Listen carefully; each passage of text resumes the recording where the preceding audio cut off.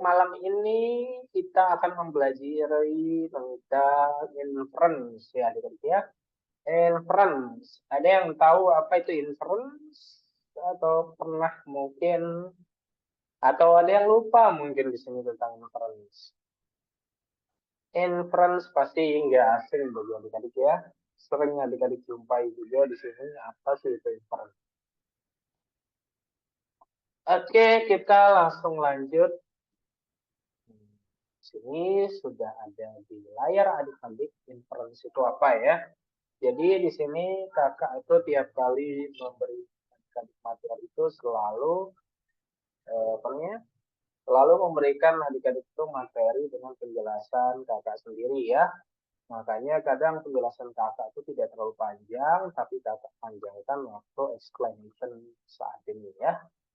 Jadi di sini seperti yang kakak sudah tuliskan ya adik-adik ya.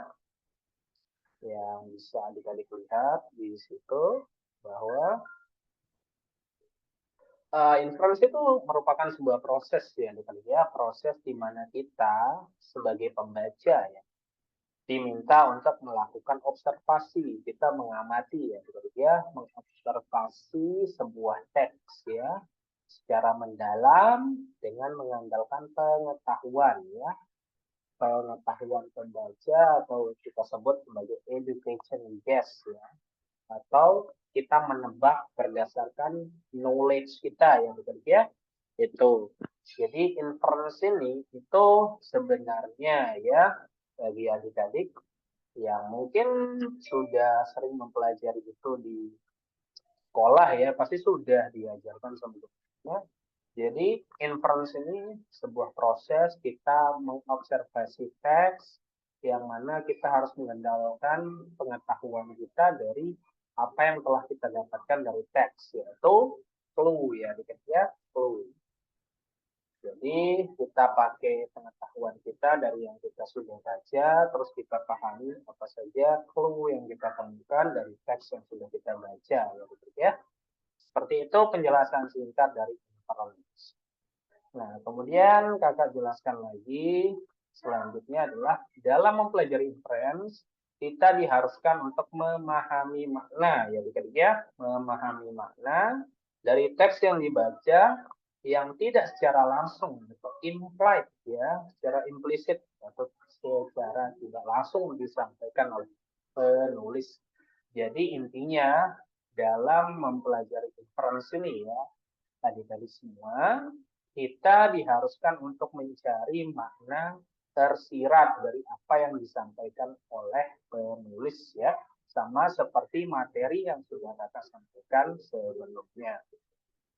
Oke, nah kemudian selanjutnya adalah sudah kakak paparkan mempelajari cara mencari inference itu fungsinya dalam kehidupan sehari-hari itu ya, fungsinya adalah untuk melatih kita untuk dapat memahami apa yang akan terjadi nantinya pada suatu peristiwa yang terdapat dalam teks berdasarkan petunjuk atau clue tadi yang kakak bilang sebelumnya yang diberikan oleh penulis. Jadi fungsi kita mempelajari inference ini adalah supaya dalam kehidupan sehari-hari itu kita dalam memahami suatu persoalan itu ya adik-adik ya, kita tuh bisa memprediksi ya, tidak 100% memprediksi, tapi kita bisa hypothesize lah kita bilangnya, menghipotesis ya sesuatu yang nanti akan terjadi ke depan. Seperti itu ya. Jadi itu penjelasan singkat dari apa sih inference itu. Pasti adik-adik di sini kan semua sudah mendapatkan pelajaran bahasa Inggris juga di sekolah, pasti sudah pada tahu ya apa sih inference itu. Oke, kita next. Nah, kemudian di sini sudah kakak jelaskan, kakak berikan gambaran ya terkait proses kita melakukan atau mencari inference dari suatu teks ya. Jadi sudah kakak berikan di situ penjelasannya di mana untuk memahami inference secara lebih lanjut, yang mana kita itu harus memperhatikan tahapan-tahapannya ya. supaya kita bisa menemukan jawaban dari soal yang mengandung inference ya, dan menanyakan tentang inference. Nah, jadi di sini ada 3 proses ya. Kalau inference itu adik-adik ya. Yaitu yang pertama what you read. Jadi proses pertama adalah adik-adik pasti membaca ya. Membaca apa? Membaca teks yang disampaikan dalam soal ya. Jadi sebelum munculnya soal pasti kita baca teks dulu. Nah, makanya di sini kakak bilangnya what you read ya, yaitu apa yang kita baca teksnya. Kemudian lanjut itu ke arah what you know ya. Ya, what you know ini adalah nah, apa yang kita dapatkan atau apa yang kita tahu atau apa yang kita dapat ya. Apa yang kita dapat dot-dotnya ya, titik-titiknya yang nanti akan kita hubungkan ya. Clues-cluesnya itu kita hubungkan sehingga terciptalah inference ya. Yang mana inference itu didapatkan dari pemahaman kita terhadap apa yang tadi kita dapatkan, yaitu clue-clue tadi ya. Petunjuk-petunjuk tadi yang telah kita dapatkan itu kita gabungkan, itu nanti menjadi inference sehingga itulah jawabannya ya. Oke, mungkin adik-adik semua juga sudah paham karena tumben di kelas ini tidak ribet ya. Biasanya ribet banget ya. But it's okay karena mungkin adik-adik banyak yang capek ya, kakak lihat juga sehingga ya mungkin agak lemes ya, tapi nggak apa-apa. Kita santai aja belajarnya. Yang penting adik-adik bisa memahami. Oke, kita next. Oke, selanjutnya tadi kakak sudah jelaskan tentang tahapan dari mencari inference itu seperti apa. Nah, sekarang pertanyaannya adalah mungkin bagi adik-adik yang baru belajar bahasa Inggris, pasti ada yang bertanya, apa sih inference itu, Kak? Jadi inference ini merupakan kesimpulan ya adik-adik ya. Kesimpulan. Tetapi di sebelahnya juga ada kata conclusion. Nah, conclusion ini adik-adik pasti sudah tahu dan ini umum ya adik-adik ya, umum. Yang mana conclusion ini sama artinya juga kesimpulan ya adik-adik ya. Nah, dari kedua hal ini ada yang membedakannya ya adik-adik ya. Jadi inference dan conclusion itu sebenarnya satu hal yang sama, tapi ada perbedaan ya.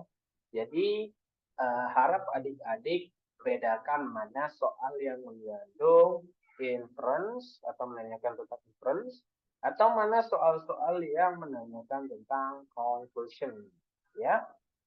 Jadi kakak jelaskan satu-satu perbedaan antara inference dan kesimpulan ya.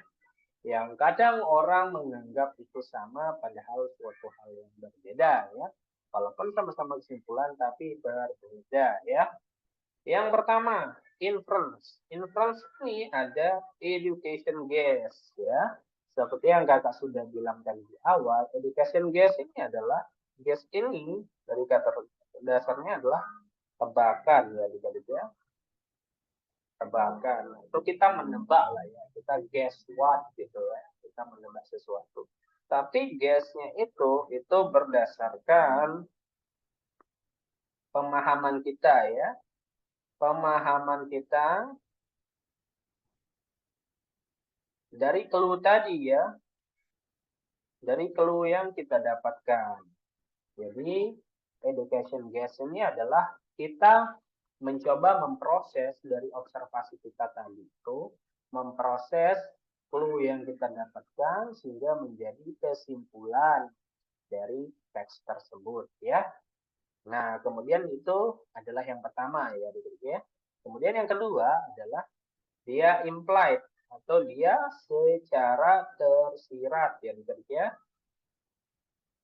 Tersirat. Jadi inference itu biasanya menanyakan tentang kesimpulan yang mana tidak ada di dalam teks dijelaskan. Tapi kita diminta untuk menyimpulkan dari keadaan atau sesuatu yang terjadi di dalam teks itu kita simpulkan. Dia tidak secara langsung dijelaskan atau secara implisit ya, tidak secara eksplisit. Oke. Kemudian yang terakhir adalah sudah jelas.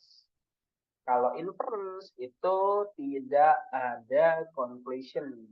Pasti ada bingung, tidak ada conclusion ini maksudnya apa? Sebelum kita beralih ke sini, kita beralih dulu ke conclusion itu apa ya. Jadi conclusion itu merupakan kesimpulan yang sama dengan inference, tapi ada perbedaan di sini ya. Perbedaannya adalah di titik pertama, sama seperti tadi. Jika inference tadi itu merupakan education guess, tetapi kalau conclusion itu merupakan predict with logic step. Artinya adalah kita diminta untuk menyimpulkan, tapi kesimpulannya itu dikhususkan untuk kita memprediksi kejadian apa yang kira-kira akan terjadi ke depannya ya, berdasarkan logika atau inference yang telah kita dapatkan ya. Mungkin kita sudah dapat inference duluan, terus soalnya menanyakan tentang conclusion ya.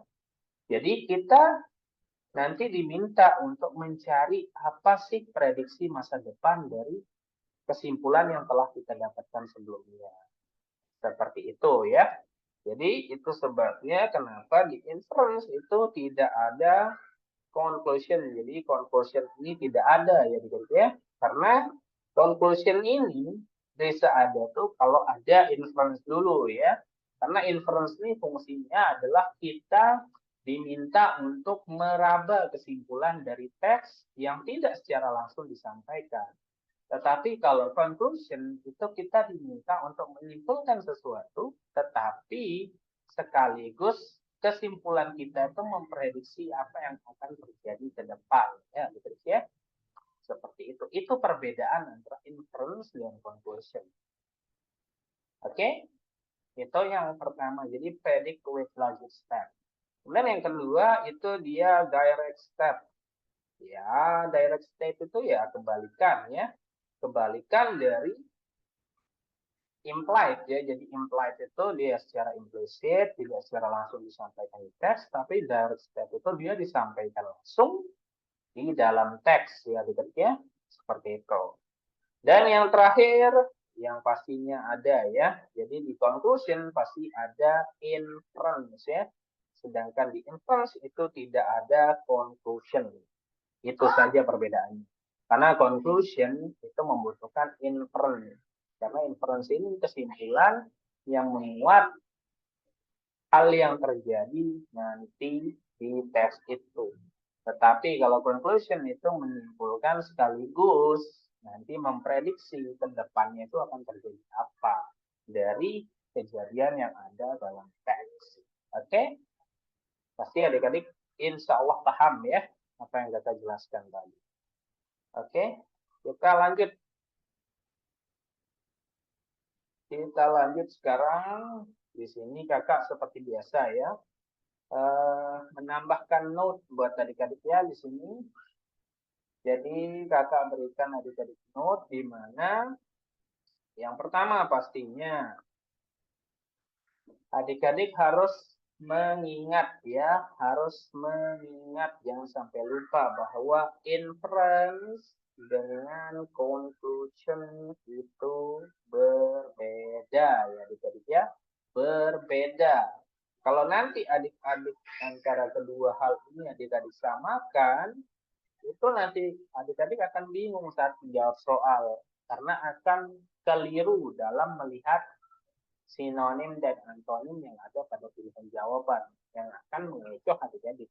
Makanya adik-adik harus paham apa perbedaan antara inference seperti yang sudah kakak jelaskan tadi dengan conclusion ya, seperti itu.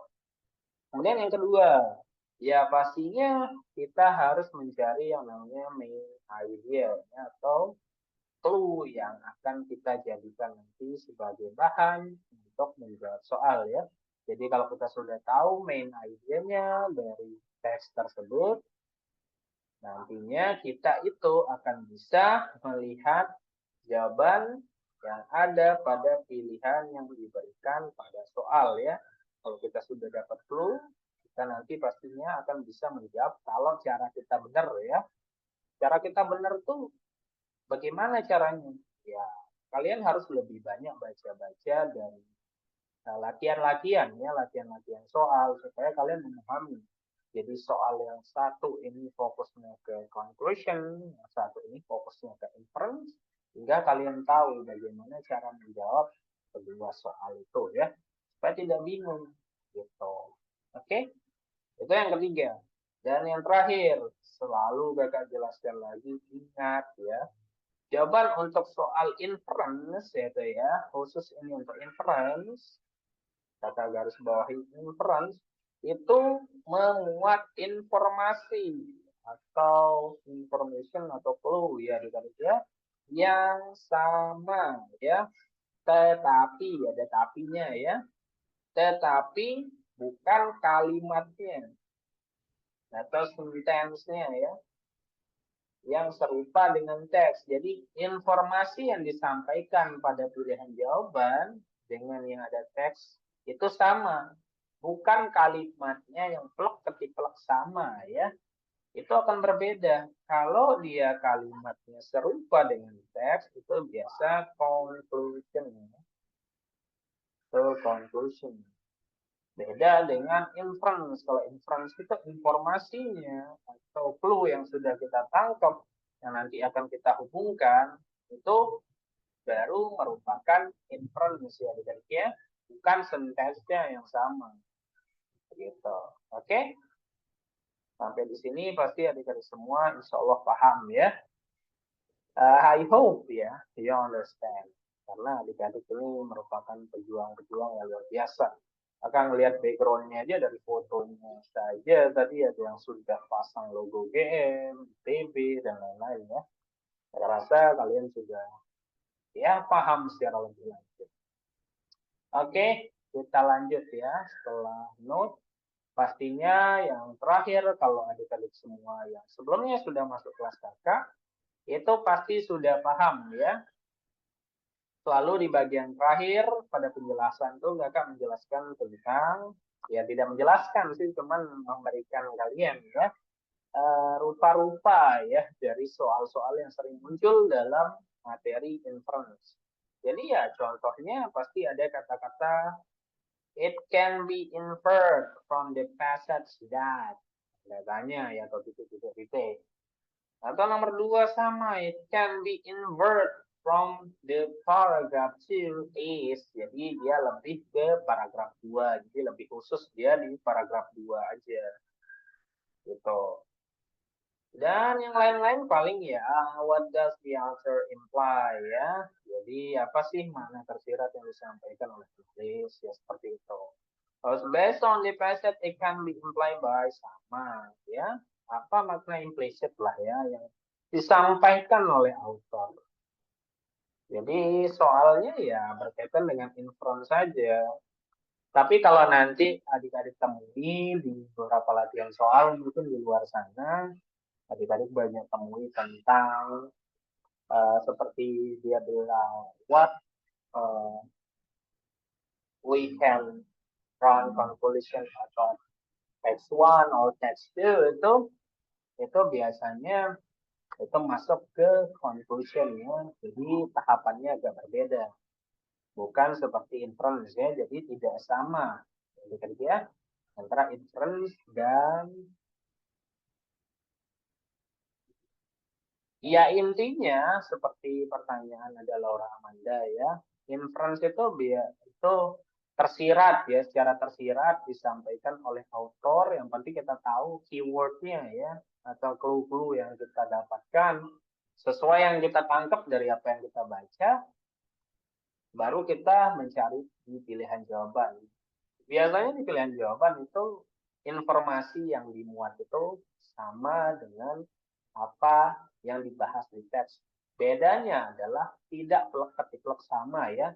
Jadi tidak kayak copy paste gitu ya. Seperti itu. Jadi intinya adalah kalau inference dia implied, the conclusion itu dia direct state ya. Jadi dia secara langsung disampaikan oleh penulis di dalam suatu teks ya. Jadi nggak perlu kita susah-susah lagi untuk menerka-nerka ya apa clue yang kita dapat, terus kita buat kesimpulannya apa, nggak perlu kita capek-capek ya, karena biasa ada garis state. Tapi kalau inference beda ya, gitu ya. Karena kita harus benar-benar memahami secara mendalam ya.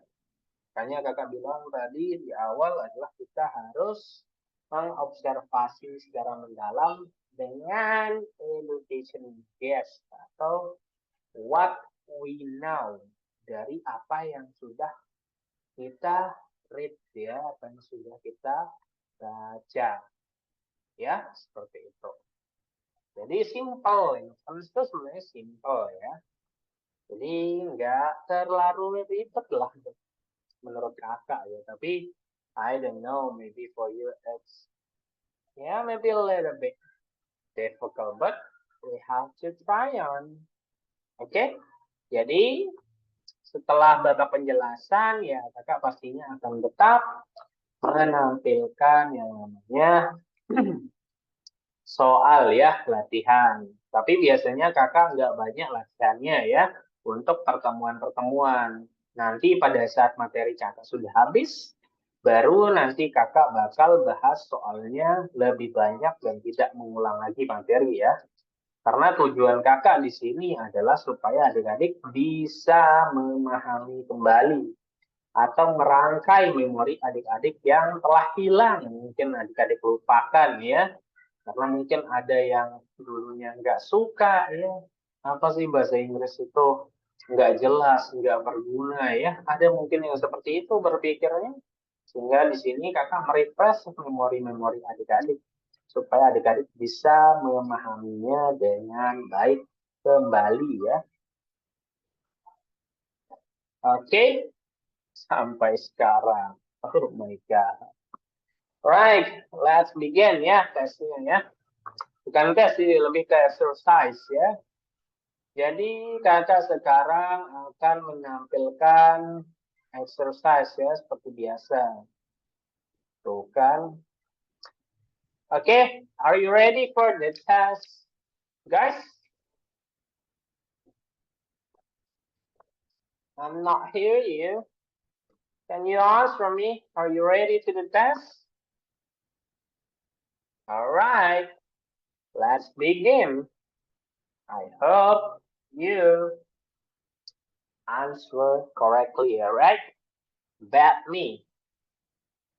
Oke, seperti biasa, kakak memberikan soal ke adik-adik. Seperti biasa, satu soal itu kakak kasih kalian waktu 5 menit. Dan silahkan adik-adik jawab, baru kita pembahasan. Oke, soal pertama.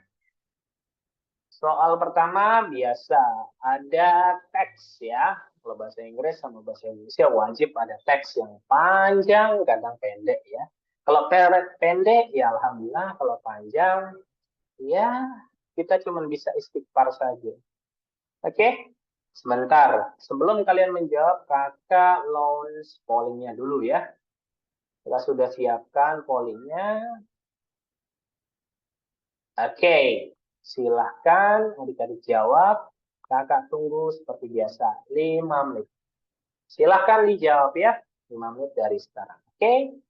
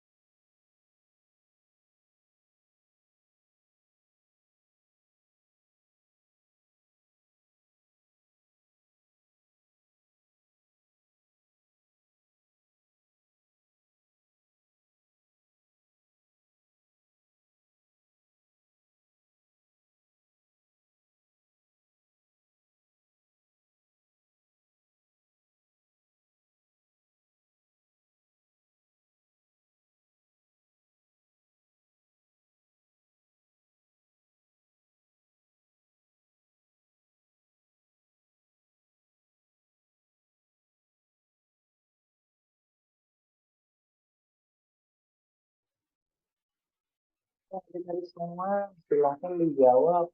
Gampang kok ini, pendek banget itu.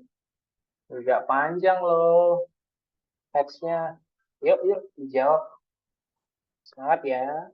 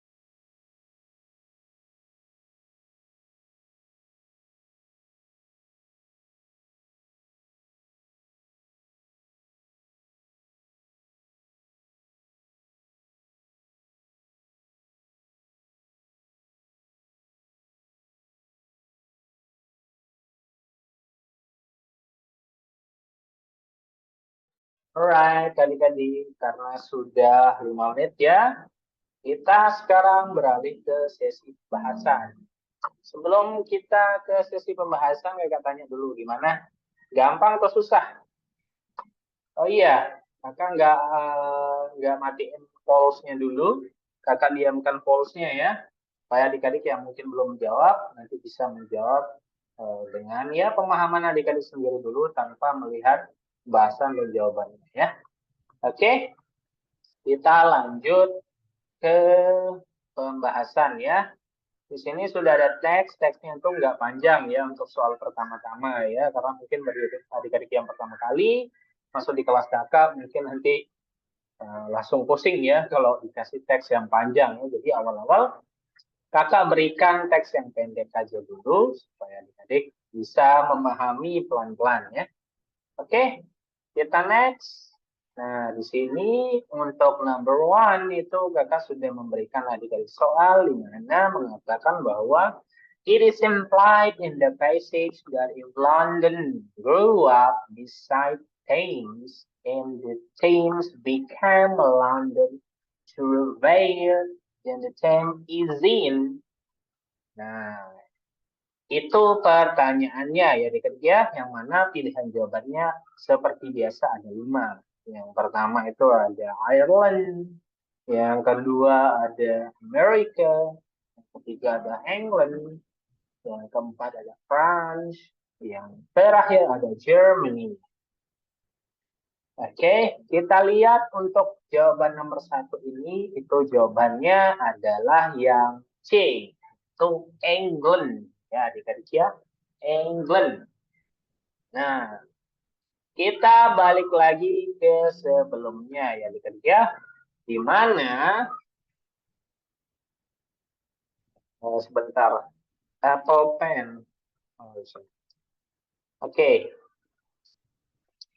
kakak noted ya.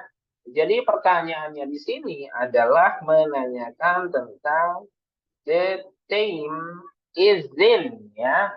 The theme is in. Jadi pertanyaan dari soal ini itu menanyakan tentang di mana sih theme ini berada yang sudah ditanyakan tadi ya, di mana itu ditanyakan di kalimat if London grew up beside Thames and the Thames become a London reservoir, then the Thames is in. Jadi setelah kata beside Thames. Nah, kenapa bisa jawabannya yang C? Pertama-tama kakak kasih applause ya buat yang sudah menjawab benar. Dan untuk yang masih menjawab salah, itu tetap kakak kasih applause buat adik-adik karena adik-adik sudah berani untuk mencoba walaupun salah. It's okay, karena kita di sini sama-sama belajar ya. Seperti biasa, yang kakak sudah tadi kasih note sebelumnya adalah adik-adik itu harus mencari keywordnya atau clue dari apa yang telah adik-adik baca dalam teks tadi ya. Kita balik ke teksnya adik-adik ya. Kalimat tadi yang ditanyakan di soal itu berada di bagian sini ya, adik-adik ya. If London grew up beside the Thames, kemudian the Thames became a London reservoir. Jadi kalimat yang ditanyakan dalam soal tadi itu berada di paragraf pertama, kalimat pertama, dan paragraf kedua, kalimat supporting detailnya ya, atau kalimat penjelasnya ya. Jadi kita diminta atau ditanya untuk di mana sih letak Thames itu berada ya. Nah, sekarang kita melihat clue-nya ya, adik-adik ya. Clue-nya atau ya yang paling sering muncul lah di dalam soal itu ada kata London ya, adik-adik ya. Ada kata London.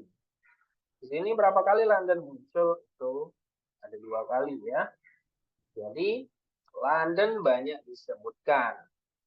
Nah, kemudian kata tadi atau kalimat tadi yang ditanyakan yaitu if London grew up beside the Thames and the Thames became a London surveyor, lalu di mana Thames itu berada? Nah, maksud dari kalimat London grew up beside the Thames itu adalah jika London bersebelahan dengan Thames dan Thames menjadi jalan menuju London, itu arti dari kalimat yang kakak garis bawah ini yang ada di soal tadi ya. Itu artinya adik-adik ya. Nah, kemudian sekarang kata kunci yang tadi kakak bilang adalah kata London ya adik-adik ya. London ini kata yang menjadi kata kunci di sini. Coba adik-adik perhatikan atau lihat, cek di Google Maps adik-adik atau di Google biasa, cari yang namanya Thames. Thames ini adalah sungai ya, atau river ya adik-adik ya, river. River yang mana Thames ini secara implied itu berada di Inggris ya, yang mana Inggris ini itu ada daerahnya yang bernama London ya, yang mana di London ini itu ada yang namanya River Thames atau Sungai Thames. Otomatis kita bisa tahu langsung jawabannya, adik-adik ya.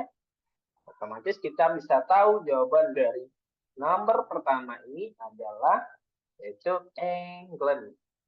Karena Sungai Thames yang ditanyakan dalam soal itu berada di daerah London ya. Dan London ini termasuk negara apa? Negara England atau Inggris ya. Jadi ya, Inggris.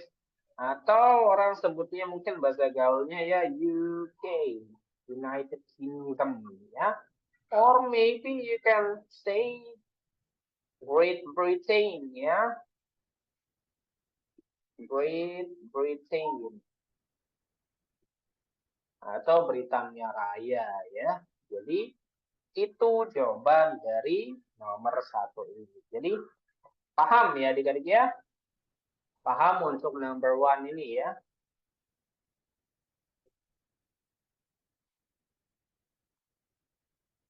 Oke, kita lanjut ya. Kita lanjut lagi ke nomor berapa sekarang ya? Nomor 2 ya. Loh, kagak sampai lupa ya, padahal baru 1 nomor. Oke, nggak apa-apa. Kita lanjut ya. Kita lanjut untuk number 1 ini sudah clear, jadi jawabannya adalah C. Seperti yang saya bilang tadi, cari clue-nya, kemudian simpulkan, baru lihat di jawaban. Jawabannya itu tidak secara langsung disampaikan, tapi informasinya sama. Jadi dia secara implied ya, ya. Seperti itu. Oke, kita lanjut. Nah, di sini sudah ada teks. Sudah ada teks. Nah, sebelum kakak memberikan soalnya, kakak info dulu ya. Kakak izin info untuk pertanyaan number 1. Sekarang kita balik ke polling nomor 2 ya. Seperti biasa kakak kasih waktu 5 menit buat adik-adik. Silahkan dijawab baru kita pembahasan. Oke? Silahkan dijawab. Semangat ya.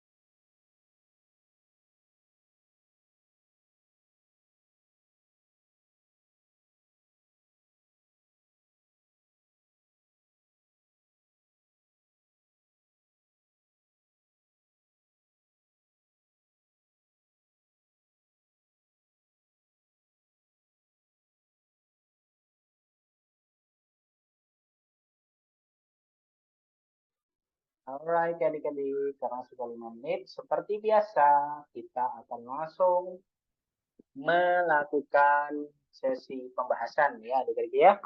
Di sini sudah kakak lihat contoh number 2, maybe a little bit difficult ya, karena apa? Karena teksnya lumayan panjang ya, beda seperti sebelumnya yang pendek. Dan di sini lumayan panjang. Kan adik-adik ya berusaha untuk mengolah ya, apa sih maksud dari teks yang disampaikan, terus mencari inferensinya tuh. Maybe it's a little bit hard ya, but we try to explain ya. Okay, for number 2, itu the answer is, kita kakak diemin pollnya dulu, kita pembahasan ya. Di sini sudah ada teks yang panjang, kemudian kita beralih ya ke soal. Jadi soal menanyakan tentang based on the passage, what can be inferred about storyteller.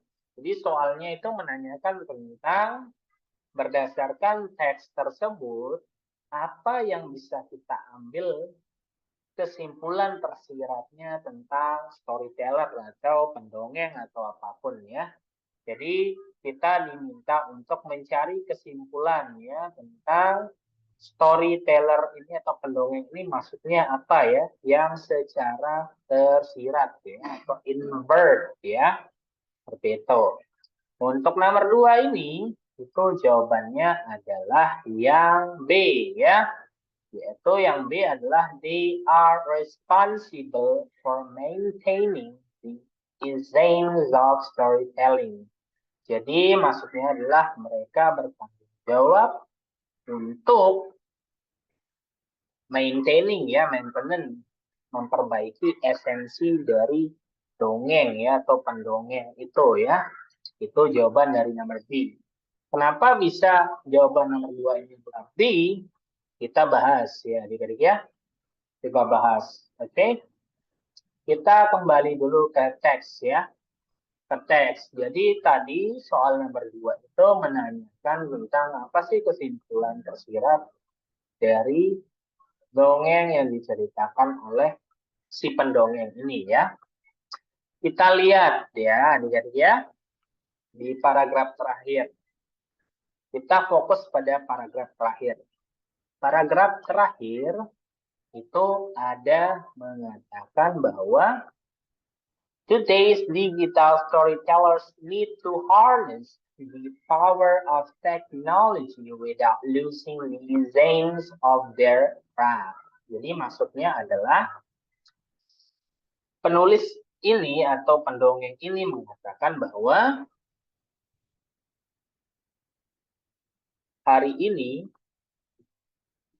para ini digital storyteller nih kakak bingung ngertiin ya, karena maksudnya adalah mungkin pendongeng storyteller ini maksudnya adalah mungkin pendongeng yang bercerita mungkin melalui sosial media atau apa ya, kakak nggak tahu contohnya kalau digital storyteller ya.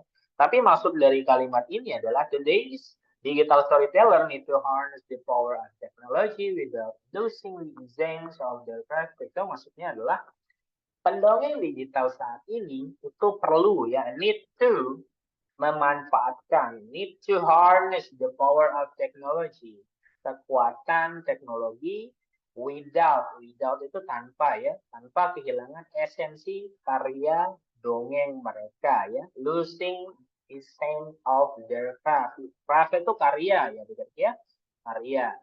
Nah, jadi di sini itu bisa kita pastikan bahwa jawaban B itu tepat. Jawaban B itu berbunyi apa tadi? They are responsible for maintaining the sense of storytelling. Jadi di B ini itu artinya adalah mereka bertanggung jawab untuk memperbaiki ya tentang esensi dari dongeng tersebut ya atau pendongeng itu ya. Jadi karena kenapa bisa yang B? Karena kita fokus pada kalimat today's digital storyteller ya. Karena dia bilang di situ need to harness the power of technology without losing the essence of their craft. Jadi di situ ada, sebentar kakak ambil second monitor kakak tandai ya. Jadi di sini itu ada kata-kata need to harness ya, untuk memanfaatkan kekuatan power of technology without losing the essence ya. Losing the essence itu mengandung makna bahwa dia sama dengan they are responsible for maintaining ya.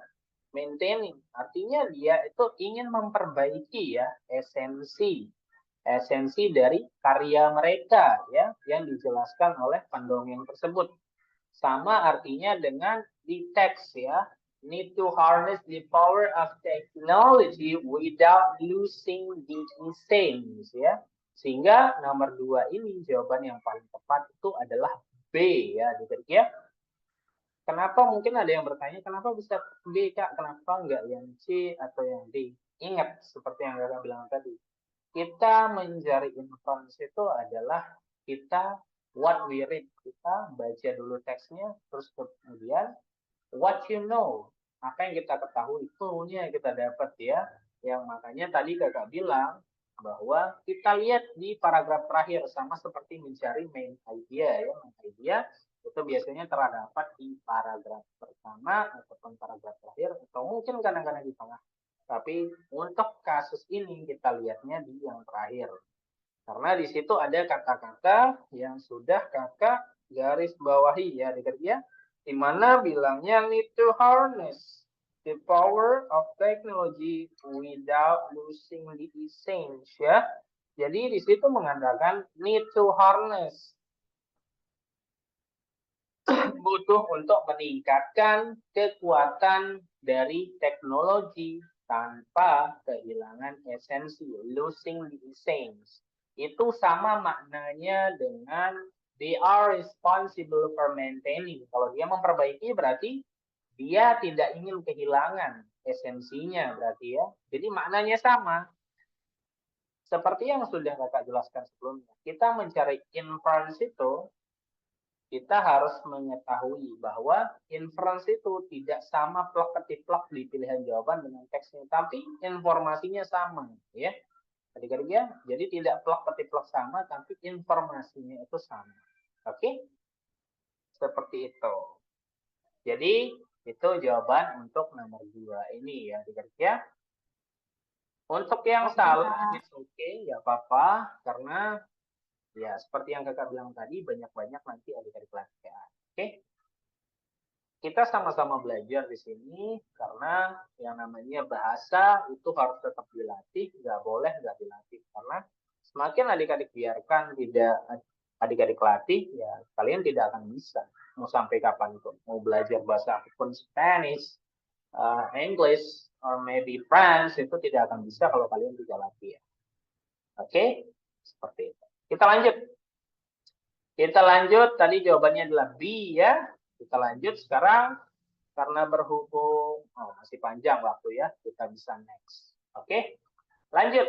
Seperti tadi, Kakak sudah siapkan teks. Sebentar, Kakak pause-nya. Kakak import dulu. Ada, Kakak lihat, wih banyak banget yang jawab B ya. Keren banget ya, banyak yang benar.